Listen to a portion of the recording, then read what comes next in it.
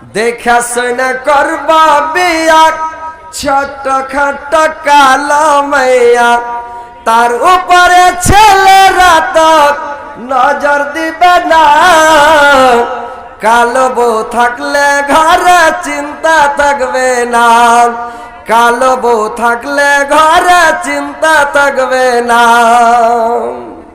নানান কাজে যাব যখন হৃদয় জুড়ে থাকবা তখন নানান কাজে যাব যখন হৃদয় জুড়ে থাকবা তখন যাবে রাসে আমায় ছাড়া ঘর সংসার ভাঙবে না কালো বউ থাকলে ঘরে চিন্তা থাকবে না কালো বউ থাকলে ঘরে চিন্তা থাকবে না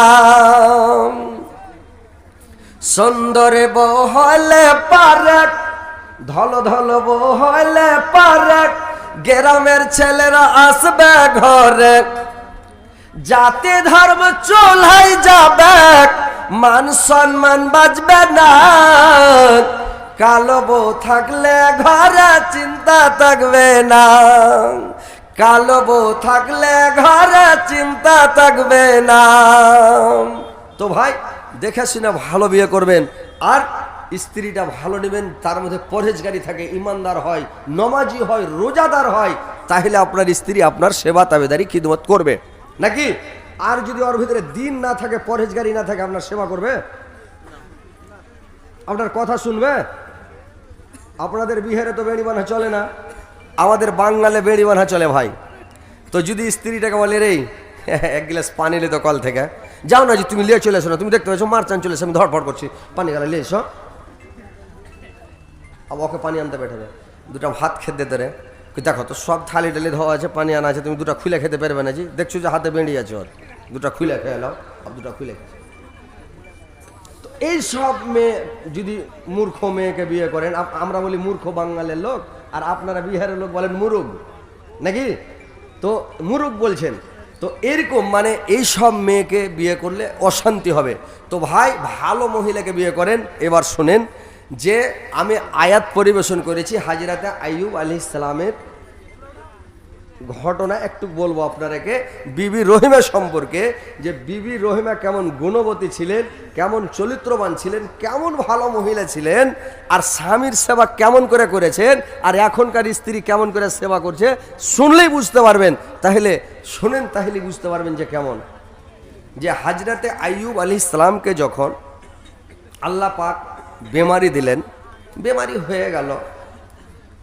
কোনো মানে শরীরের মধ্যে এমন কোনো জায়গা বাকি নেই যে জায়গাখানে আর ঘা নাই ক্ষত নাই মানে একদম ক্ষত বিক্ষত মানে ঘায়ে ঘা সারা শরীরে বেমারিতে বেমারি পোকায় পোকা আর কাটে খায় কত কষ্ট গ্রামের লোক সহ্য করতে না পেরে তাকে মানে এক জায়গাতে যেখানে আবর্জনা ফেলে ঝাঁটন ফেলে টাউনের লোক কুড়া ফেলে আসে ওই জায়গায় ফেলে রেখে দিলেন কোনো লোক তার কাছে যায় না তার সব শেষ হয়ে গেল হযরত আইয়ুব আলাইহিস সালামের সমস্ত স্ত্রীরা ছেড়ে ছেড়ে চলে গেল আইয়ুব আলাইহিস সালামের কাছে কেউ থাকলো না সবাই ছেড়ে চলে গেল কোনো মানে বংশের লোক কাছে যায় না গ্রামের লোক কাছে যায় না পাড়া প্রতিবেশীর লোক কাছে যায় না তার স্ত্রীরা তার বিবিরা তাকে ছেড়ে চলে গেল কিন্তু তার বড় স্ত্রী একমাত্র বিবি রহিমা কিন্তু এই আইয়ুব আলাইহিস সালামকে ছেড়ে যায় না তার স্বামীর কাছেই থাকে আর স্বামীর কাছে স্বামীর সেবা তাবেদারি করে খিদমত করে দুনিয়ার লোককে গন্ধ লাগে তারা দুর্গন্ধ অনুভব করে কিন্তু বিবি রহমান কোনো গন্ধ পায় না আর গন্ধকে গন্ধ মনে করে না স্বামীর সেবা করে যায় স্বামীর খিদমত করে যায় এবার একদিন হযরত আইয়ুব আলাইহিস সালাম তার বিবিকে ডাক দিয়া বলল রে বিবি সবাই তোমাকে ছেড়ে চলে গেল রে যদি তোমার মনে হয় তুমিও আমাকে ছেড়ে চলে যেতে পারো ওর মনটা বুঝা দেখছে কেমন স্ত্রী দেখে বিবি রহমা বলল স্বামী গো আমি হচ্ছি আপনার স্ত্রী, আপনার অর্ধাঙ্গিনী, আমি হচ্ছি আপনার বিবি, আমি আপনাকে ছাড়া কোথাও যাব না। স্ত্রী জাতিকে আল্লাহ পাক আমাদেরকে তৈরি করেছেন পুরুষ জাতির সেবা করার জন্য, খিদমত করার জন্য, দাবিদারি করার জন্য। আল্লাহ আমাদের আপনার সঙ্গে জোড়া মিলিয়েছে। দুঃখের সাথীও আমি, সুখের সাথীও আমি। যখন আপনি ভালো ছিলেন, সুস্থ ছিলেন, আপনার সুখের বন্ধু ছিলাম আমি। আজকে আপনি অসুস্থ হয়ে গেছেন, আপনাকে ছেড়ে আমি কেমন করে যাব বলেন তো? আপনাকে ছেড়ে আমি যাব না, আপনার সাথে আমি থাকব। এখনকার স্ত্রী খালি একজনের বিছানে পড়ে দেখেন, খালি 2-4-8 দিন পড়ে থাকেন, আর শরীরে যখন শুকিয়ে যাবে, কঙ্কল হয়ে যাবে, ওর স্ত্রীটা যদি সামনেও না বলে, ঝ্যানম্যান করবে, দাঁত ঝাড়া দিবে, কিন্তু অন্য মেয়ে ছেলের সামনে গল্প করবে, আরে বাবু একে বিয়ে করে জীবনে সুখ পেল না, একে বিয়ে করে শান্তি পেল না। আরে 2-4-8 দিন বিছানে পড়েছে, তার আগে তো মাফিনা বলছিল নাকি? কিন্তু এখন নরম হয়ে গেছে, আল্লাহ ব্যারাম দিয়েছে, 10টা দিন বিছানে পড়েছে, তো বলছে একে বিয়ে করে সুখ শান্তি পেল না, জাত মেরে দিবে, দরকার হলে উড়ে যাবে, বাপের বাড়ি চলে যাবে, তোমার বাড়িতে থেকে লাভ হবে না। ডাক্তার যদি বলে এখানে ভালো হবে না, একে সুগার হয়ে গেছে, ডায়াবেটিস, এই বলছে তোর গুষ্টিকে বেশি উড়ে আলো। এখনকার স্ত্রী পালিয়ে যাবে কিনা ভাই? উড়ে যাবে। কিন্তু দেখেন বিবি রহিমা কত গুণবতী, কত জ্ঞানের মেয়ে, স্বামীকে ছেড়ে এক পা হিলল না, স্বামীর সেবা করার জন্য থেকে গেল। এবারে তার সেবা করতে লাগলো। গ্রামের লোকেরা এসে, এলাকার লোকেরা এসে মানে তাকে ধমক দেয়, খেগড় মারে। বিবি রহিমাকে বলে, রহিমা তোমার স্বামীকে নিয়ে তুমি এলাকা ছেড়ে দাও, গ্রাম ছেড়ে দাও, অন্য কোনো জায়গা চলে যাও, আমরা তার দুর্গন্ধ থাকতে পারি না। যদি তুমি গ্রাম ছেড়ে না যাও, তোমার চোখের সামনে তোমার স্বামীর পিছনে কুকুর হুলিয়ে দিব, তোমার স্বামীকে কুকুরের খোরাক বানিয়ে খিলাব, না তো তোমার স্বামীকে নিয়ে তুমি চলে যাও। বিবি রহিমাকে বলল, এবার আইয়ুব আলাইহিস সালামকে বলছে তুমি চলে যাও গ্রাম ছেড়ে তোমার স্ত্রীকে সঙ্গে নিয়ে, আর না তো তোমার চোখের সামনে তোমার চোখের সামনে তোমার বিবিকে, বিবি রহিমাকে আমরা অপমান করবো, বেজ্জতি করব। আইয়ুব আলাইহিস সালাম বললেন, রহিমা যদি আমার চোখের সামনে তোমাকে অপমান করে, বেজ্জত করে, আমি সহ্য করতে পারবো না, আমার সহ্য হবে না রহিমা, চলো আমরা গ্রাম ছেড়ে চলে যাই। এবার রহিমা কি করলো, স্বামীকে পুটলি বেড়া ঘাড়া করে নিল, আর নিয়ে গ্রাম ছেড়ে চলে গেল। যে গ্রামে যায় গ্রামের লোকের আশ্রয় দেয় না, এই গ্রামে যায় ওই গ্রামে যায়, কোন গ্রামের লোক তাকে আশ্রয় দেয় না, কোন গ্রামে ঢুকতে দেয় না।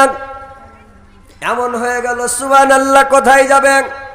বনের মধ্যে, জঙ্গলের মধ্যে এক জায়গায় একটা কোঠরি তৈরি করলো, ঝুপড়ি তৈরি করলো, আর সেখানে স্বামীকে রেখে দিল আইয়ুব আলাইহিস সালামকে। আর স্বামীকে রেখে দিয়ে বিবি রহিমা গ্রামে গঞ্জে কাজ কাম করে, আর কিছু খাবার নিয়ে আসে, আনাজ নিয়ে আসে, আর স্বামীকে খিলায় এভাবে থাকতে লাগলো। দেখেন ভাইরে আমার, স্বামীকে ছাড়া কোনো সময় যায় না, কোনো সময় হঠাৎ স্বামীকে এত ভালোবাসে, স্বামী এত মানে এত দুর্গন্ধ, সারা শরীরে পুজ আর রক্ত, সব সময় মানে ঘায়ে ঘা হয়ে আছে, কিন্তু ঘিনপিত করে না, গরম পানি করে আর পুজগুলোকে চিপে চিপে বের করে দেয়, আর স্বামীকে গরম পানি দিয়ে ধুয়ে দেয়, খানাগুলো স্বামীকে খিলিয়ে দেয়। তারপরে তখন বিবি রহিমা খানা পিছনে খায়, পরে খানা খায়। তো কত ভালো স্ত্রী।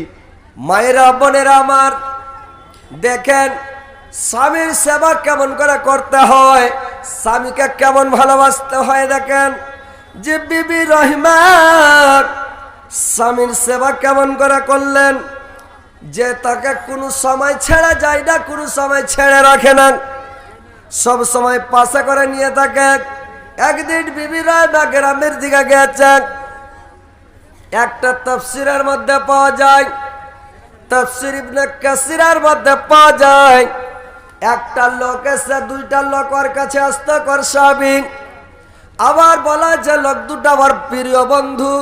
কোন লোক পৃথিবীর কোন মানুষ ওর কাছে আসত না, কিন্তু ওর বন্ধু দুইটা ওর কাছে মাঝে মধ্যে দেখা করতে আসত। একদিন এসে তার সামনে গল্প করছে, লোক দুটা বলা বলি করছে। কি বলা বলি করছে? যে আইয়ুব আলাইহিস সালাম জীবনে এত পাপ করেছে, এত অন্যায় করেছে, ইয়ার পাপ মনে হয় জীবনে ক্ষমা হবে না। আর একজন বলছে এই পাপটা হদের বাহির করেছে, সীমার বাহির করেছে, একে ক্ষমা করা হবে না, আল্লাহ ক্ষমা করবে না। কথাটা শুনে তার মনে দুঃখ হয়ে গেল। হযরত আইয়ুব আলাইহিস সালাম আল্লাহর দরবারে দোয়া করতে লাগলেন। আর একটা তাফসীরের মধ্যে পাওয়া যায় যে যখন হযরত আইয়ুব আলাইহিস সালামের সারা শরীরকে খেয়ে খেয়ে সারা শরীরকে ঝান্ডা করে দিয়েছিল, যখন খেতে খেতে তার জিভাটাতে কামড় দিল পোকাগুলো, হযরত আইয়ুব আলাইহিস সালাম আল্লাহকে ডাক দা বললেন, আল্লাহ এত অসুখ দিয়েছ, এত বড় বেমারি আমাকে দিয়েছ, অথচ আমি কোনো দুঃখ করি নাই। আরে এতদিন থেকে আমি 18 বছর থেকে কষ্ট ভোগ করছি, তবে আমার কোনো দুঃখ নাই আল্লাহ। কিন্তু পোকাতে যদি আমার জিভাটা খেয়ে দেয় আল্লাহ, তো আমি কেমন করে তোমাকে ডাকবো, আর তোমার তাসবিহ জিকির কেমন করে করবো আল্লাহ বলেন তো। আল্লাহ তখন আল্লাহর দরবারে দোয়া করতে লাগলাম। وأيوب إذ نادى ربه أني مسني الضر وأنت أرحم الراحمين। স্মরণ করুন আমার আয়াতের কথা। যখন তার পালন কর্তাকে আহ্বান করে বলল, আল্লাহ আমি দুঃখে কষ্টে পতিত হয়েছি, আর তুমি দয়াবান্দার বান্দা সর্বশ্রেষ্ঠ দয়ালু। আল্লাহ বললেন আমি তার আইয়ুবের কথা আমি দোয়া কবুল করে নিলাম। আইয়ুব আলাইহিস সালামকে বললেন,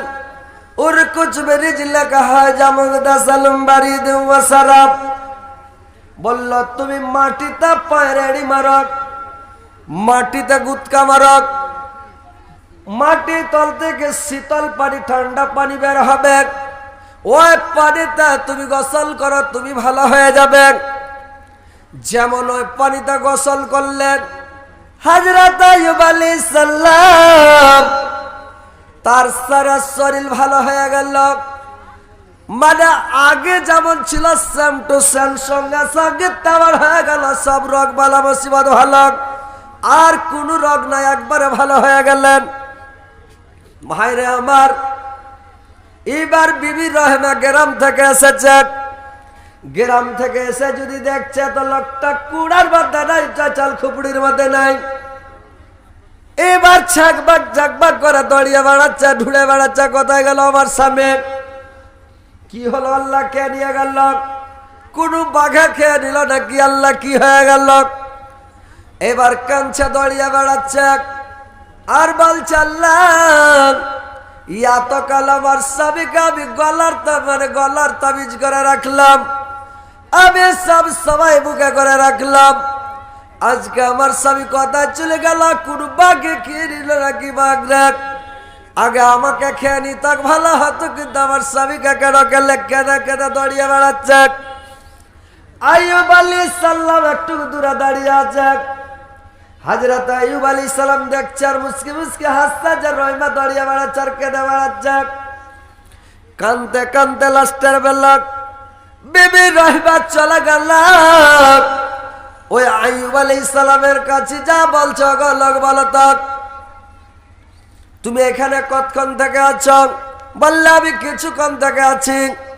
বললে এই ঝুপড়ির মধ্যে, এই খপড়ার মধ্যে একটা লোক ছিল, বেমারি লোক, দুর্বল লোক, অচল লোক, অসহায় লোক। ওই লোকটাকে কি তুমি দেখেছ? বলে লোকটা দেখতে কেমন ছিল? বিবি রহমা বললেন আমার স্বামী যখন ভালো ছিল, সুস্থ ছিল, ঠিক দেখতে আপনার মতো ছিল, সেম টু সেম কিছু মিল আছে, আপনার সঙ্গে মিলে যাচ্ছে, মানে আপনার মতোই ছিল আমার স্বামী। আইয়ুব আলাইহিস সালাম বললেন, আমার দিকে ভালো করে একটু দেখো তো। দেখছে বিবি রহিমা যে ঠিক এটা তো আইয়ুব, দড়িয়া গিয়া জড়িয়া ধরে রেখেছে স্বামী গো। আইয়ুব আলাইহিস সালাম তার স্ত্রীকে জড়িয়া ধরেছে রে রহিমা। রহিমা কাঁদতে কাঁদতে বলল, স্বামী তুমি কেমন করে এরকম হয়ে গেলে, কি ব্যাপার, কেমন করে ভালো হলে স্বামী গো? বললেন, এরে রহিমা, আল্লাহ পাক আমাকে ভালো করে দিয়েছেন, আমি আল্লাহর কাছে দোয়া করেছিলাম, আল্লাহ আমাকে ভালো করেছেন, আল্লাহর দয়াতে আমি ভালো হয়ে গেছি। কোনো বিপদে যদি ভাই পড়েন, কোনো মুসিবতে যদি পড়েন, দোয়া করবেন, বুঝতে পারছেন? আল্লাহ দোয়া কবুল করার লেগে বসে আছে নাকি? আমরা হলাম বান্দা, আমরা করব পাপ আর আল্লাহ করবে মাপ। আমাদের স্বভাব হলো, কাজ হলো পাপ করা। কুল্লু বানি আদামা খাত্তাউন, আমাদের স্বভাব, বৈশিষ্ট্য, চরিত্র হলো পাপ করা। আমরা পাপ থেকে বাঁচতে পারবো না, বুঝতে পারলেন? আমাদের স্বভাব হলো পাপ করা, আর আল্লাহর কাজ হলো মাপ করা। আল্লাহ মাপ করার জন্য ভাই বসে আছে, তো মাপ করবে, তো দোয়া করবেন, তো যদি দোয়া করেন আল্লাহ ক্ষমা করবে। তো একটু বেমারি যখন হলো, আল্লাহর কাছে দোয়া করেন, আল্লাহ বেমারি দিও না আল্লাহ, বা অসুখ দিও না আল্লাহ, দোয়া করেন তো আল্লাহ কবুল করবে। আর দোয়া না করছেন, পড়ে আছেন, ডাক্তার দেখেছেন, কই ভালো লাগছে, হোক না ভালো, হরম মেদ নাই এর মুখের মাই ঠাই, তো মনে হয় আমি বাঁচব না। তখন ওর স্ত্রীটা পাঞ্জরে মুখ লাড়ছে, গাল লাড়ছে, হাত লাড়ছে, ঠোঁট লাড়ছে, আর কইছে, হাজি তুমি যদি মরে যাও আমি কি করে খাবো জি, মুখের বাপ। ওই একজনের বেটা মরে যেহেতু, বেটার লেগে কাঞ্চা, হারে বেটা তুই যদি মরে যাস আমি কি করে খাবো? তো মাকে তুই ক্ষীর রেনে খাইস। ওর মা কইছে খাবা, তো বুঝতে পারেনি, তখন ছাকবা করে দেখছে, ওকে আফসুস করে কাঞ্চা, হারে বেটা তুই মরে গেলে আমি কি করে খাবো? তোকে সান্ত্বনা দিতে হতো মাকে, দেখ যদি মরে যায় তোকে আল্লাহ খিলাইবে, বা আরও তো ভাই বোন আছে, তুই হার লেগে দোয়া করিস মা যাতে আমি ভালো হয়ে যাই, বা আল্লাহকে ভালো করুক, দোয়া কর। আর যদি মরেই যায় মা, তা আর ভাই বোন আছে, ওরা গেলে সাবুর করবে, ওরা গেলে থাকবে, ওরাই খিলেবে নাকি? তো এই কথা খ্যাপা বুঝতে পারেনি। ওর খেল যে, হারে বেটা তুই যদি, তুই হার বড় বেটা, তুই যদি মরে যাস তা আমি কি করে খাবো? এ বেটা রে, মাকে তুই ক্ষীর রেনে খাইস। তোর মা কানা বন্ধ করে দিল, করে বসে আছে। তো ওইরকম ওই মায়া লোকটা ওর পুরুষের মুখ লাড়ছে আর গাল লাড়ছে, আর কয়েছে, হাজে তুমি যদি মরে যাও যে মুখের বাপ, তা আমি কি করে খাবো যে? তখন লোকটা তো ডাক্তার কয়ে দিয়েছে বাঁচবে না, অচল হয়ে গেছে। ই তখন কইছে, তুই বেড়ি বেনা খাস? এটাকে, এটা এটা তোমার ওই লেগে, এটা সাংঘাতিক বাবার যে কহিলি হয়, এইওয়ালা ফের আসবে, কবে হাতটা একটু ছেড়ে দাও। এবার কইছে, তুই বেড়ি বেনা খাস? কইছে, ওগুলা করে খাইতে পারবো না যে অম্মকের বাপ। তাহলে তুই ক্যাথা সিলিয়া খাস? কইছে, ওগুলা করে খাইতে পারবো না যে অম্মকের বাপ। বলে, তুই লোকের পাট ছড়িয়া খাস? কইছে, ওগুলা করে খেতে পারবো না যে অম্মকের বাপ। বেমারি লোক বিছানে পড়ে আছে, যেটা পিলপিলা হয়ে গেছে, আর মন খারাপ হইয়া কইছে, তুই একটা সুন্দর ছোড়া দেখে বিয়ে করে লিস রে অম্মকের মা। তখন স্ত্রীটা খুশি হয়ে কইছে, এতক্ষণে ভালো কথাটা কহিলে যে অম্মকের বাপ, এতক্ষণে মন ভরা কথাটা কহিলে যে অম্মকের বাপ। শুনা মনটা শান্তি হয়ে গেল যে অম্মকের বাপ। খুব কইছে, সুবহানাল্লাহ, বিয়ে করে লালিয়ে ছিল নাকি রে?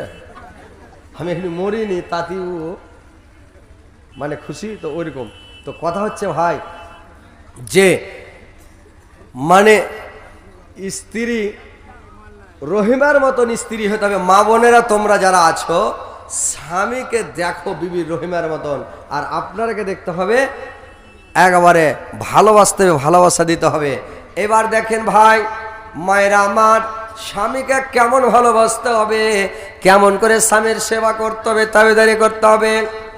একদিন আল্লাহর নবীর বিবি, আল্লাহর নবী জানাবে মুহাম্মদ রাসূলুল্লাহ সাল্লাল্লাহু আলাইহি সাল্লাম তার স্ত্রীদেরকে কত ভালোবাসতেন ভাই, আর তার স্ত্রীরা আল্লাহর নবীকে কত ভালোবাসতেন। আল্লাহর নবী যখন দেখতেন তার বিবিরা, আল্লাহর নবীর স্ত্রীরা যখন ভাত রান্না করতে লাগতেন, আল্লাহর নবী যা করতেন কি জাল ঠেলতে লাগতেন। আল্লাহর নবীর বিবিরা যখন জাল ঠেলতেন, আমার হুজুর যা করতেন কি তরকারি কাটতে লাগতেন। দেখতেন কোন স্ত্রী কোনদিন আল্লাহর নবীর বিবিরা তরকারি কাটছেন, আল্লাহর নবী তখন লকড়ি এনে দিতেন। দেখছে কোন স্ত্রী লকড়ি এনে দিলেন, কোনদিন আল্লাহর নবী পানি এনে দিয়ে দিতেন। মানে স্ত্রীরাকে হেল্প করতেন, স্ত্রীরাকে ভালোবাসতেন, আর স্ত্রীরাকে ভালোবাসা দেখাতেন, ভালোবাসা দিতেন।